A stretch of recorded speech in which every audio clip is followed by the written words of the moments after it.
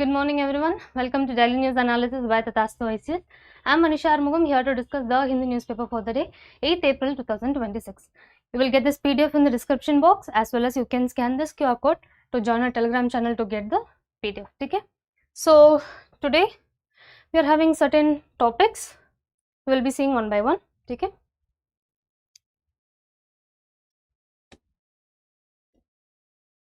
Okay. So the first one is about Supreme Court judge is reviewing the Sabarimala judgment which was given in the 2018. We will be seeing what is the concern behind it and everything. Okay? So in this case we are just going to see where the Supreme Court, where the court can intervene, to what extent the court can intervene in this religious matters. So it is going to important for us in the GS2 perspective. Okay? When it comes to the second one, it is about the US deadline. US have given a threat literally to Iran, like there is a discussions going on the ceasefire, then Iran have given certain concerns also, like 10 points, okay, where they have to discuss and they will be going with the ceasefire conditions right now. Okay? So this is important for us. Why? If you see, like, why it is between Iran and US, right? So why we have to taken care by why it is important for India, if you see. So our another partner, like the neighborhood partner, who is Pakistan, he is all the Pakistan is also like having an intervention with this talks, and so that's how it is important for India how to approach these events, okay, so that we will not be losing our hold in this particular place, the Iran. Okay? So the relation with Iran has to be maintained. There should be no we cannot give up on the relationship with Iran, to stabilize it and to make sure that we are always present and ready. Okay? And we have to be very cautious about the neighborhood policy also, right? So in that case we are just going to say it. Okay? And the third one, the delimitation. This editorial is basically on the women's reservation. Okay, so this women's reservation will be based upon the old census and also based upon the delimitation. We're just going to see what it is and how this is going to work. So it is again important for us in GS1 paper. For the society, in the society paper, we're just going to see the women's representation there. Okay, and fourth one is about the nuclear reactor. Okay. In Kalpakam, Chennai, we are starting the second stage of nuclear reactors. We will be seeing its benefits, capacity, and whatever the benefits by implementing this new second stage technology in nuclear reactors. Okay, how it is going to affect India's energy security, that we are going to see. Okay, clear till now? Okay. Moving on.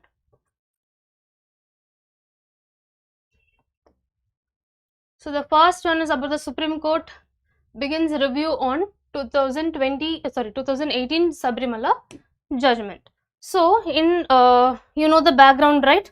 What is the Sabarimala issue and what was the judgment in Sabarimala temple in Kerala? Okay, it is actually the menstrual cycle age category women are not allowed, okay, to enter the temple, right? Because the idea there, it is the deity, the Sabarimala deity is having its brahmachari life there.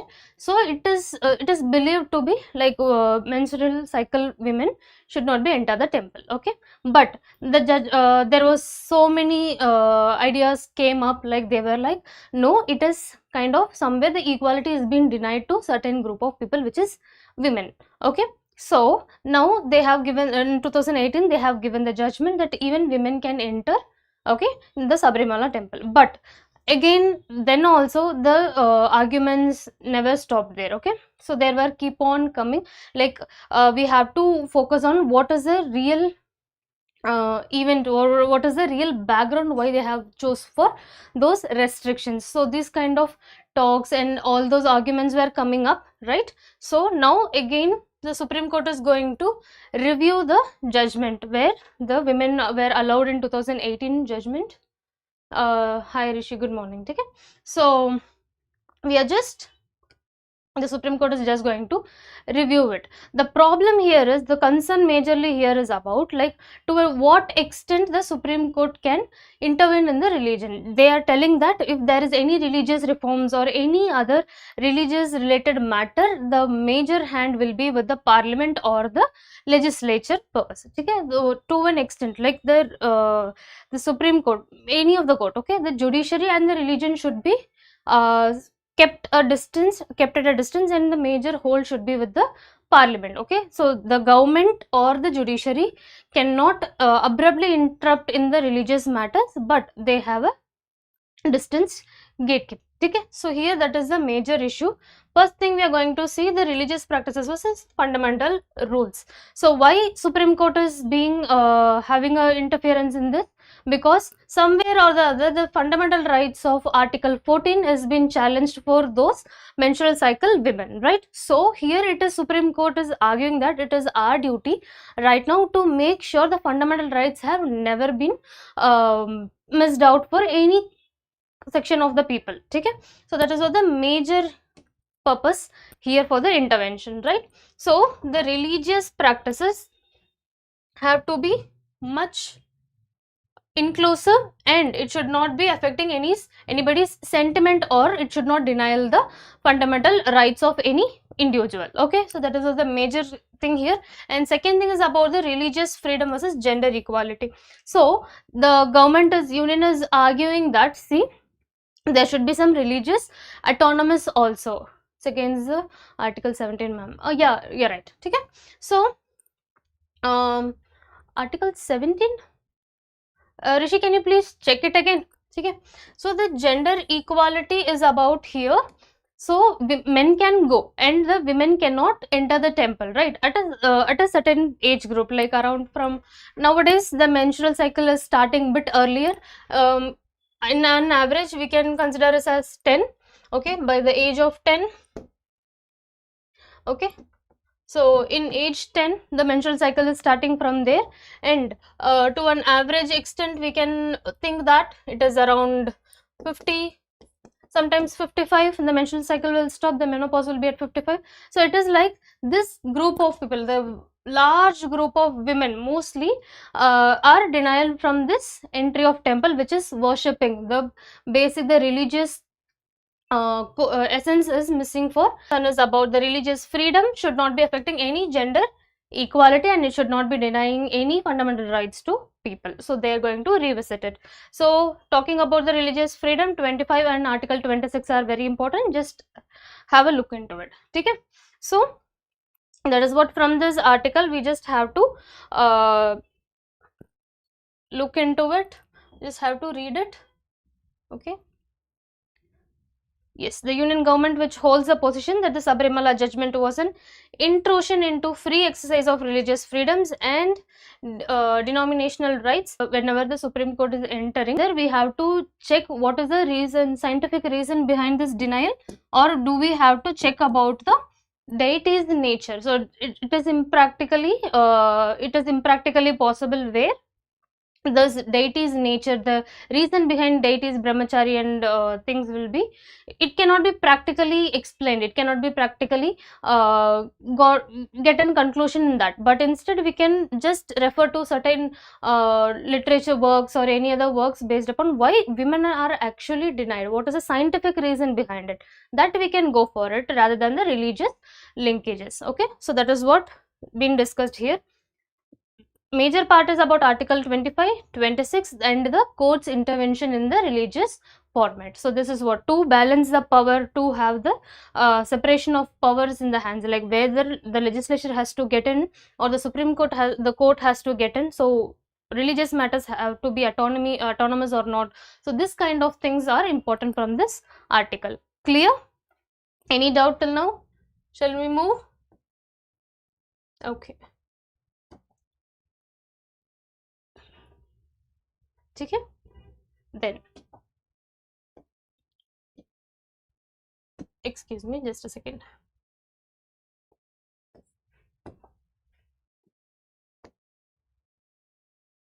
Okay, moving on to the next one is about Iran is, okay, Iran got a threat from the US, right? Basically Trump, okay. There is a talk for the ceasefire is going on, let's see. But here in this article we are able to see that in the like, if the Strait of Hormuz is not opened, okay, within the given period of time, which is 8 a.m. in the morning for them, which is in the west it is 5:30, okay. So if the Strait of Hormuz is not opening, then you would be able to see the whole, the like civil will be, the civil of Iran will be completely falling. So it is kind of a genocide threat there, okay. So this threat have been posted, like it have been bring into the knowledge of UN also. But major thing here is about, they have draw 10 points, okay, where the Iran and US will be talking about, okay, they will be coming to a conclusion based upon this. So Iran have proposed certain things to US, that like like not unilaterally Iran will be taking care, US and Iran has to taken care of this ceasefire, and we both together have to taken care of the opening of Hormuz, okay. And also Iran have told that if there is any major effect on Iran, Iran will be retaliating it, okay. So the thing is here, why it is important for us, we have already seen that, see the unrest in West Asia we have seen, right? So the unrest in West Asia is, it is showing that the energy security, the oil supply, food crisis, food security for India, all these are affecting somewhere or the other, be it the oil, okay, be it the fertilizers, and also the food, the cash crops and many other crops price have gone up, right? So the inflation, the unwanted inflation is going on globally, right? The trade has also been questioned, and also the energy security, globally energy security is majorly questioned, right? So in this case Pakistan is trying to okay, the Pakistan is trying to focus on like the dialogues between US and Iran, which is US help to the Pakistan, because right now Pakistan needs certain stability, okay. But the talks are not going with the actual government setup of the Pakistan, instead it is, the talks are going with the military coup. So here what we can see here is, when the US and Pakistan is getting their close relation, it might affect India's tariffs again, first thing. And second, and PDF link has not been attached, it will be attached better, I think in the description box you can see this PDF. Let me check, and if there is anything I'll check, okay na.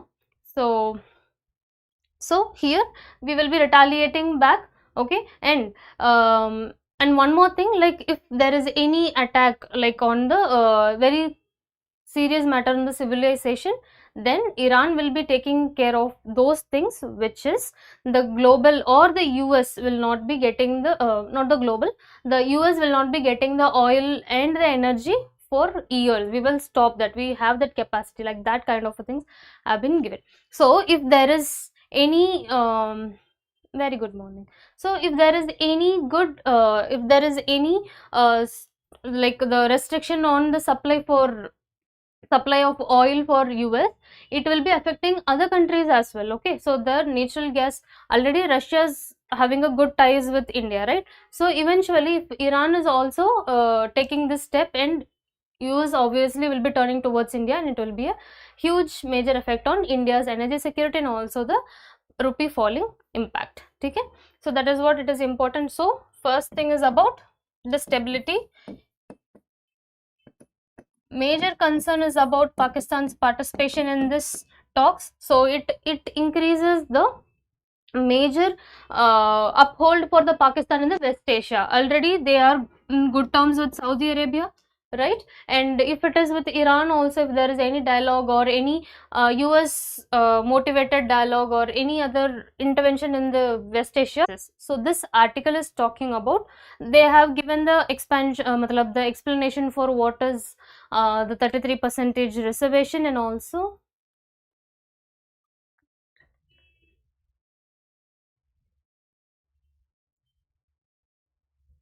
I'll see into it better. Okay, I'll see into it why you're not getting the PDF. Okay, I'll look into it. Okay, so the reservation for women, okay, for that they have given the explanation what it is and also the delimitation and what is the census in this article. Okay, apart from that, what is more than that is about this delimitation is based upon 2011 census, which is the older one, right? So here we have certain concerns like the OBCs will not be, the OBC women will not be taken into the consideration, because here the women representation will be of, like, including the SC STs, the women representation will be increased. And here there is a major concern about increasing the seats from 543 Lok Sabha to nearly 816, like almost 50%, which is mentioned here, like almost 50% of the seats are going to be expanded. Okay, so here the problem is with there are certain concerns that we have to focus on here. First thing is about the outdated data.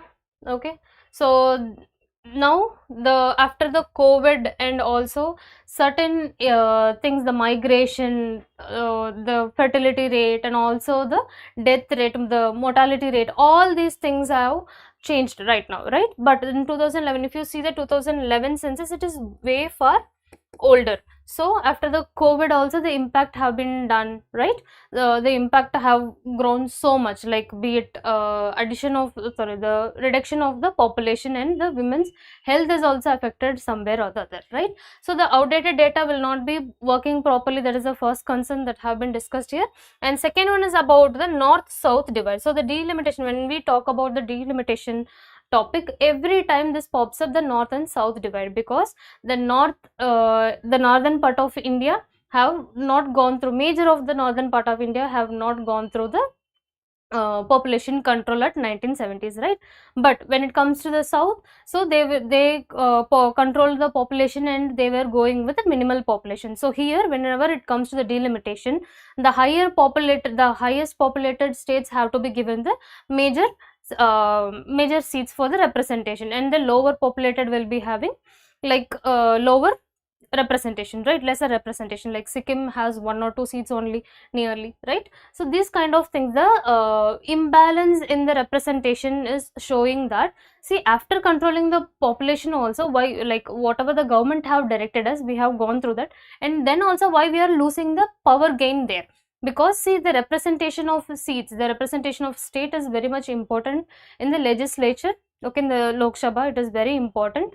But when it comes to the highly populated, the basis of the seat allocation is based upon the population, right? The higher population, higher seats will be given, lesser population, lesser seats will be given. So the representation, like the bigger states like Tamil Nadu and Karnataka, so these people have lesser population but larger wide GDP contribution and also larger progress in the development, right? So these states are given the lesser consideration, where their actual problems are not been given into the represented in the Lok Sabha, right? So somewhere or the other, the person who are having lesser seats are having the disadvantage of having representing their problems. So this north and south divide is always about like the population control that they took part in, okay, in the 1970s, so that it is giving the imbalance in the power gain. Okay, so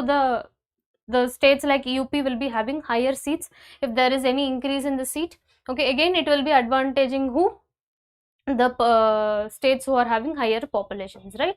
So that is the north south divide. And third one discussed here is about the seat expansion, which is feasibly eventually it will be like affecting the balance of power again. Okay, so there will be the lesser growth will be there, the funds will be directed to those highly populated states, where the other states going towards the tertiary sector or the development sectors will be given lesser funds. So there the actual contribution of GDP will be going down. So this will be a disadvantage. And fourth one is about the OBC.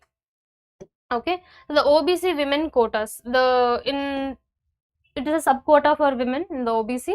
Here it is a major concern where SC, ST have been included, but OBC have not been included, because in 2011 census, OBC women have not been taken into the consideration explicitly, but now in the upcoming census, it will be obviously taken into the consideration, right? So here a major part is, one of the major part of representation is missing here. So that is what this article have been talked about. One is, okay, the implementing women's reservation without waiting for the census or delimitation exercise could undermine representation and the intense reforms. The fast track of going with the 2011 census data for the representation will be undermining representation and the intended reforms. So actual reforms that we are focusing on to bring with the women empowerment, that will not be possible if we are going with the outdated data. Okay, the major concern here is about the issue of data.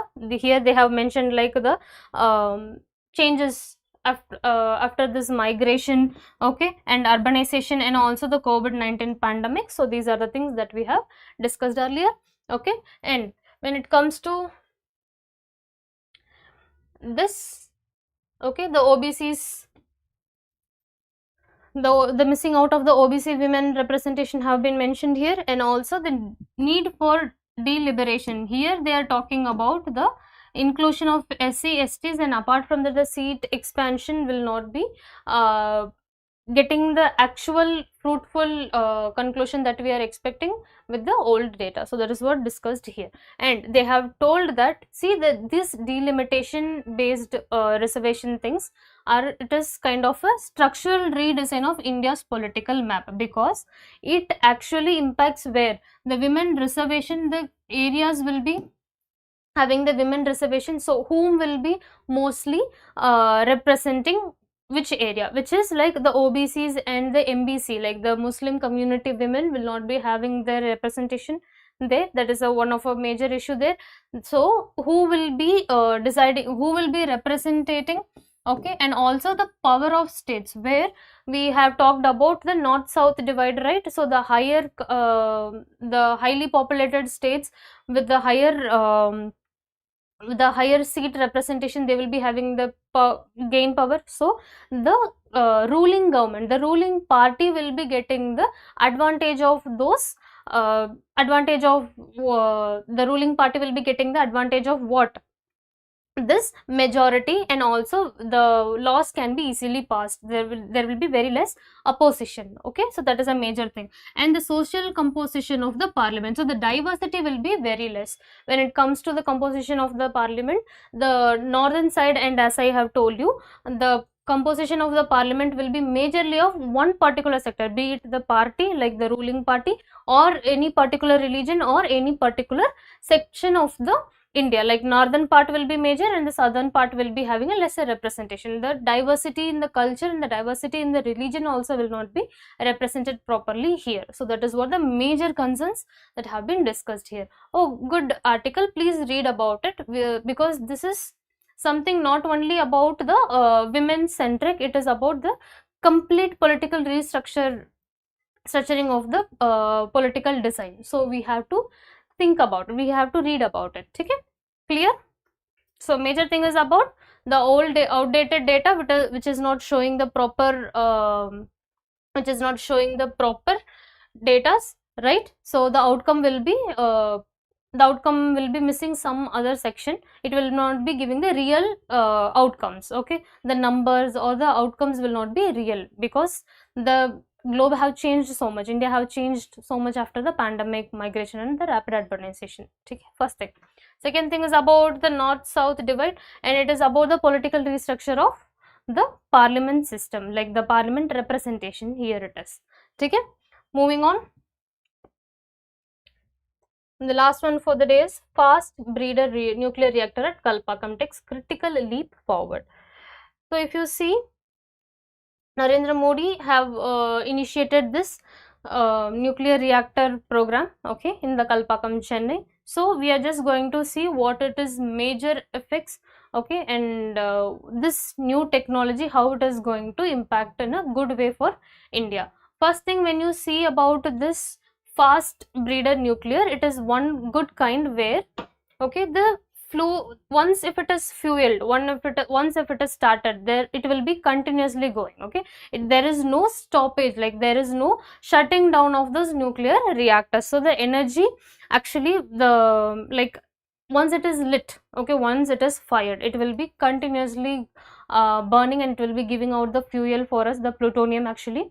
Okay, so the lesser uranium we would be able to get, the lesser fuel being injected, we would be able to produce larger nuclear energy there. So it will be impacting India on a very good, sustainable and the continuous supply of the energy throughout the country and throughout the year. Okay, so the prototype fast breeder reactor. So this is the reactor of second stage that have been started in Kalpakam. Okay, it is a second stage, where the first stage is basically based on the uranium, where we import uranium more. Okay, if for your information, we import the uranium more, and it will be giving the lesser plutonium only. So the uranium processing the uranium will be giving the lesser plutonium. But when it comes to the stage 2 PFBR stage, okay, so there the fuel that we have spent will be giving more outcomes. Like if we are giving 10% of the fuel for them to ignite for the starting, the outcome, the production, the result of the energy will be around, like if you see, it will be giving the production of like 60 to 70% outcome. So only the minimal fuel have to be spent in the initial times, and the outcome will be higher. So that is a major thing, and it will be automatically initiated, and it will be running throughout its lifetime. Here we can use the older, we can get the uranium and other things from the older reactors, and we can use it for the fuel here. Take the components. And the stage 3, see, if you see why stage 2 is important, with this stage 2, after some point of time, we would be able to use the thorium in the stage 3, where major of the India is having a major of thorium components in India. Okay, so the availability of thorium will be used, so that we will be having an advanced level of nuclear reactors, and also we will be getting the continuous supply from nuclear reactors, right? So the civilian purpose will be like with no disruption, with no intervention, the civilian purpose of electricity will be, the energy will be provided throughout. Okay, so this is the major concern here. The major important thing why stage 2 reactors are very important, because we can go, it is a gateway for the next stage, the ultimate stage of stage 3, which we can utilize the thorium which is available already in India, where we don't want to depend upon any other country. ठीक है, समझ आ रहा है यहाँ पर? ठीक है. Then it is a self-sustaining nuclear reactor, where we have talked about, like there is no much intervention is needed. Once it is started, it will be working upon its own mechanism. Okay, so when it comes to the advantages of having this kind of nuclear reactors, it is a major thing. It is improved efficiency, where we are getting the less plutonium in this stage 1 using the uranium, right? So when it comes to the second stage, it is giving the higher efficiency, like, so we will be having a steadily increased power supply, so which is giving the efficiency, right? And the second one is about the energy security. So we don't have to worry about like power supply, the coal based electricity, or the thermal, the very less production from the thermal and hydropower, right? So we don't want to worry about the energy security in India, because we have the nuclear energy, and which will be very sustainable, and it will be long lasting, right? So that is what the major advantage here. So we don't want to worry about the coal, because we are importing coal also from inside for our energy. So it is a higher advantage. We can move towards more of a cleaner energy, and also we can reduce the dependency on the other countries globally. Okay, next one about the efficient resource use, which we talked about in the stage 2. We can use the resources which have been used in stage 1, those old reactors components and the old reactors the elements will be used in this stage 2, so that there won't be any waste. The waste management will be at an efficient level, and also the scrap will not be emitted just like that, it will be reused somewhere or the other, it is used efficiently, effectively. Okay, so that is what the term here is about. And the energy self reliance, again, when I have enough energy, when I have the technology, I don't want to like depend upon any other country, because eventually I will be moving towards thorium based nuclear power reactors, right? So where I will be having the raw material thorium, and I will be having the technology to process, and I'll be segregating my own, I'll be producing my own electricity and the energy. So I don't want to depend upon any other third party. Instead I will be having the self reliance. Okay, so these are the major topics for the day. Just read. And regarding nuclear program, please do another research, okay, because how it works, and what is the component, like how plutonium has been, not too much technical, but just have an idea how the plutonium will be produced there. Okay, so this is what important, and that's it for the day. If you have any doubt, please let me know, otherwise we will wind up the session. Okay, and I'll make sure like whatever the PDF have been, like whatever the sessions are going on, you will be getting the PDF on that particular day only. Okay, okay, and please start reading the newspaper. Don't skip the newspaper reading. Okay, and if you have any doubt, please let me know, otherwise we will wind up the session. Okay, so thank you for joining the session. Thank you so much.